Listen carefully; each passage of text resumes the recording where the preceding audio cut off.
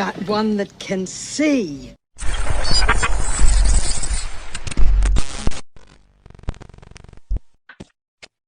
The sharing of biased and false news has become all too common on social media. More alarming, some media outlets publish these same fake stories without checking facts first. The sharing of biased and false news has become all too common on social media. More alarming, some media outlets publish these stories without checking facts first. Unfortunately, some members of the media use their platforms to push their own personal bias and agenda to control exactly what people think, and this is extremely dangerous to our democracy.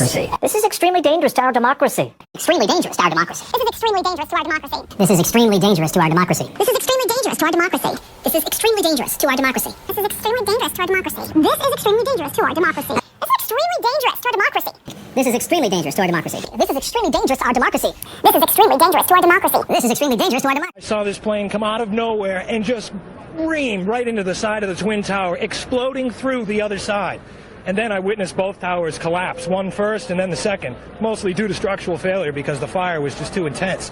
And I saw a man speaking kind of harshly to them in a loud voice saying, "It's going to be all right, it's going to be all right." And I thought it was a skit or a play, or some Cub Scouts were rehearsing. Building, we hear gunfire.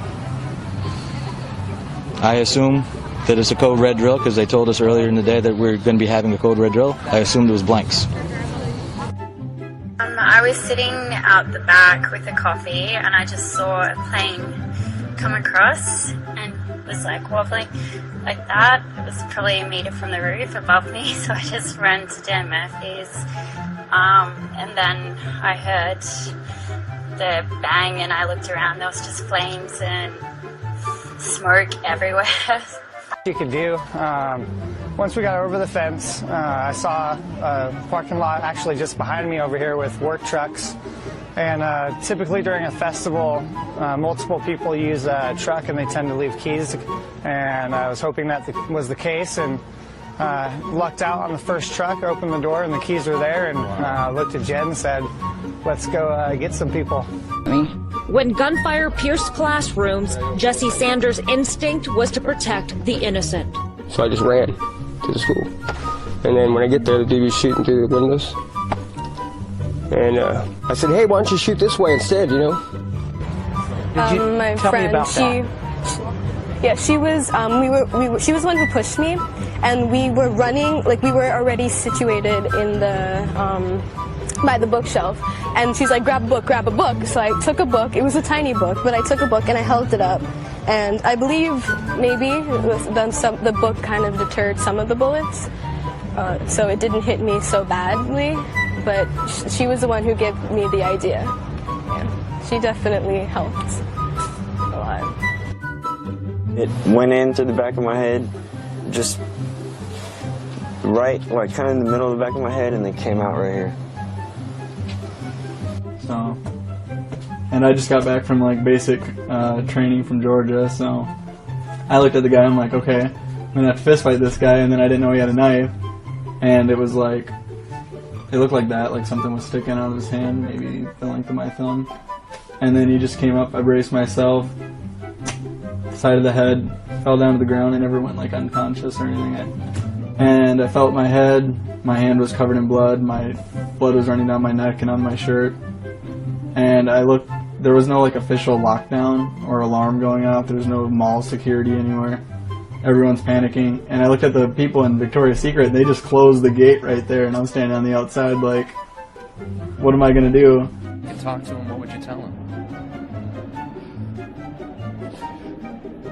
That you're the best friend, like you're my best friend, and nothing's gonna stop that. There's no bullet that could ever break a friendship.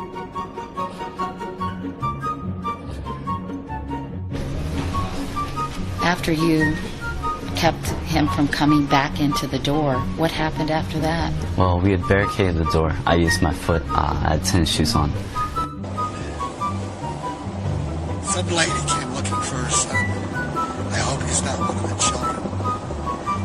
She said, "I heard you had 6 kids here." I said, "I took him to the firehouse."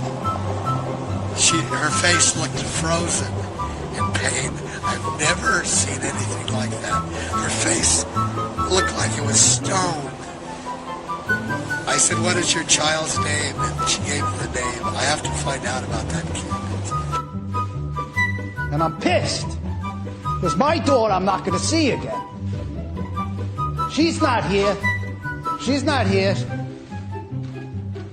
She's in North Lauderdale at whatever it is, King David Cemetery. That's where I go to see my kid now.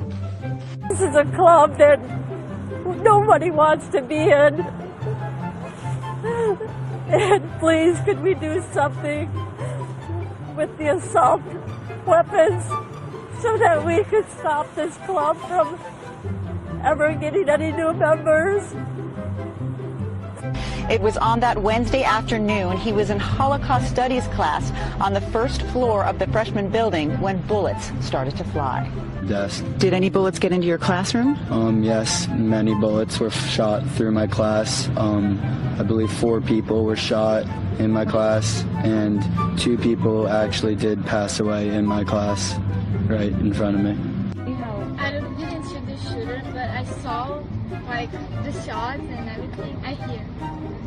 And then your teacher went down?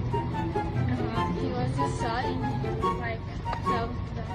And I saw him. What was your teacher doing? Did he go towards the door to shut it? He was closing the door and then he got shot. What's his name? Mr. Beagle from geography class. I walked outside right there, and I looked down here.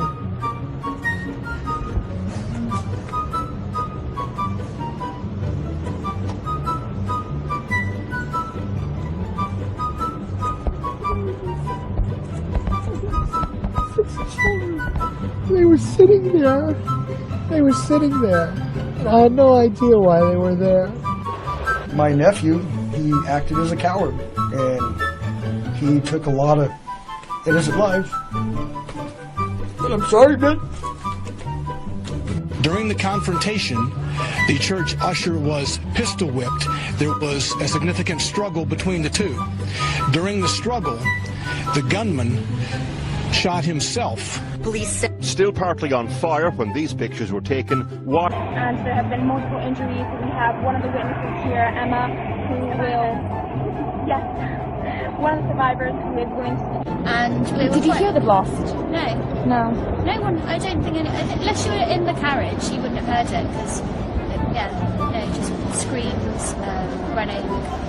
And obviously, you know, it is. It does coincide with the same period that schools are reopening. So do you do? There were a lots lot of school children yeah. in their uniforms, and that was really heartbreaking to see some of them hurt. Hello, I've just seen my friend. I've got to go. Okay. Thank you, Anna. Thank you for talking to us.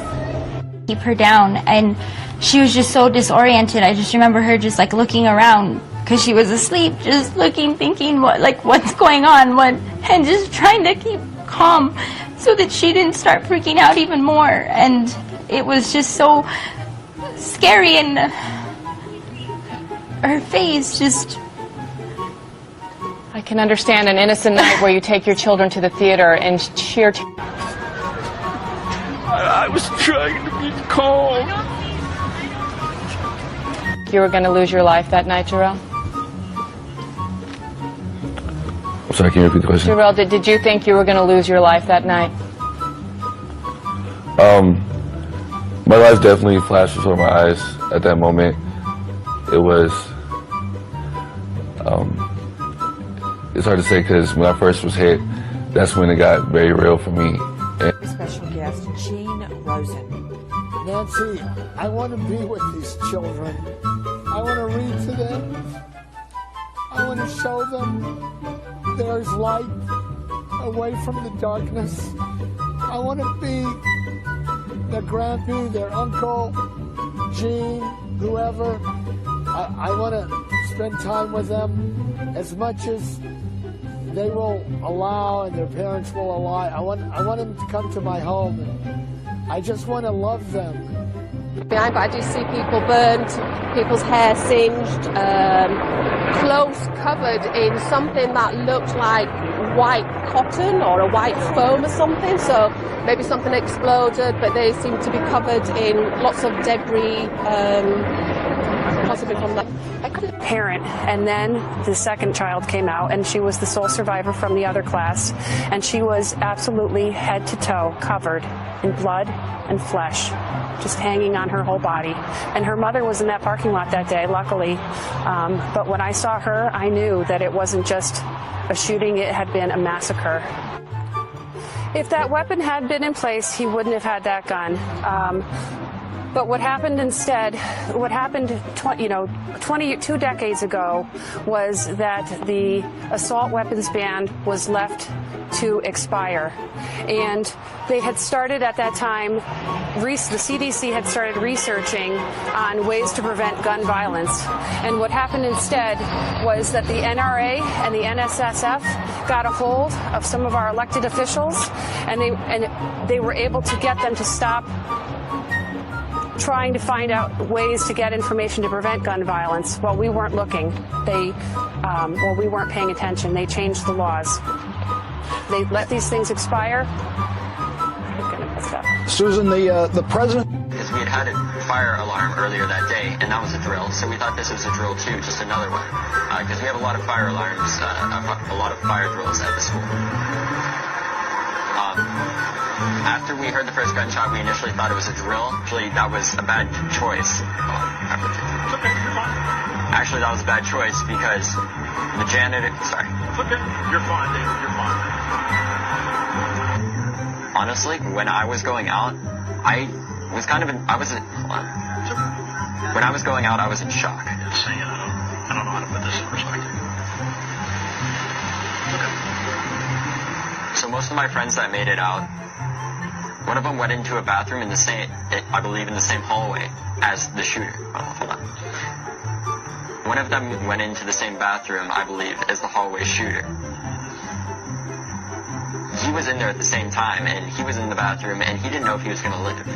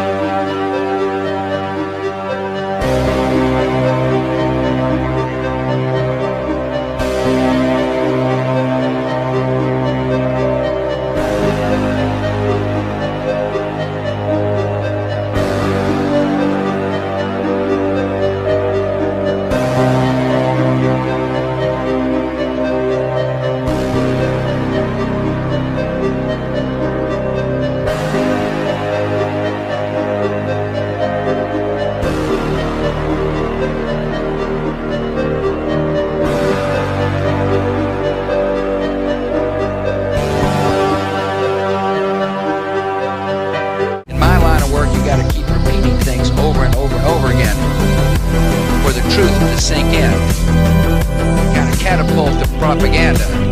Kind of catapulted propaganda.